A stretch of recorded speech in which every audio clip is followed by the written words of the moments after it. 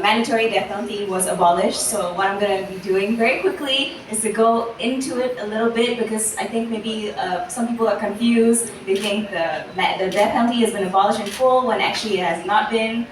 So what actually happened last year was that two acts, they passed two acts in Parliament in April. The names of the laws are very long, but I will tell you what happened. So what happened was basically they basically abolished the mandatory death penalty for 12 offenses, and they replaced it with life imprisonment between 30 to 40 years and 12 strokes of the cane. And what they also did was through these amendments, they also abolished the death penalty in full for 7 offenses and replaced it with the same alternative punishments that I just mentioned. And they also abolished the natural life imprisonment, which and now basically you cannot be sentenced for basically to be in jail for your whole entire life. So the maximum now is 30 to 40 years. So yes, and then there's also a very important thing. What they did was they introduced the resentencing mechanism, which basically gave a sort of like second chance to people who had exhausted their legal proceedings. So people on death row and people who are on natural life imprisonment. And basically it's a sort of review mechanism that's being held at a federal court under a special temporary jurisdiction. Yeah.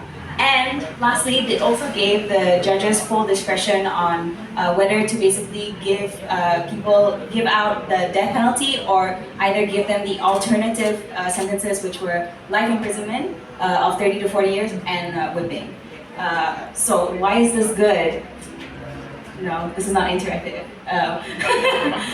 So this is good because it basically reduced the total number of crimes that are punishable by the death penalty. So it's a baby step, but it's still 7 less. So now there's still 27 offenses left that still have the death penalty. And it also removed the mandatory nature of the death penalty for all crimes that were applicable for it. And it also got rid of natural life imprisonment. So yay. Slave.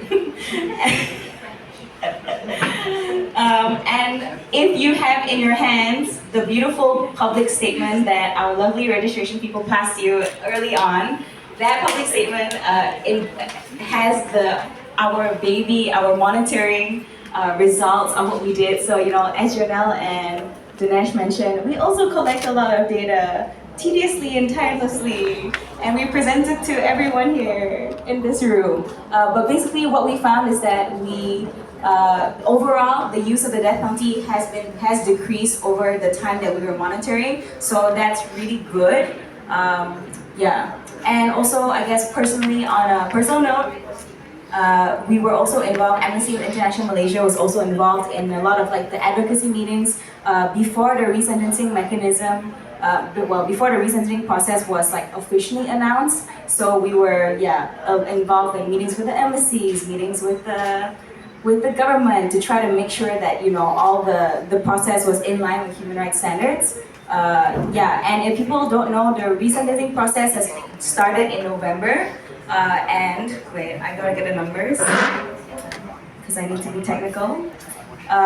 Since between November and March 2024, November 2023 and March 2024, a total of 134 applications for review of the death sentence was heard before the federal court under their special jurisdiction, and 122 persons, which is basically 91% of them, got their death sentences or life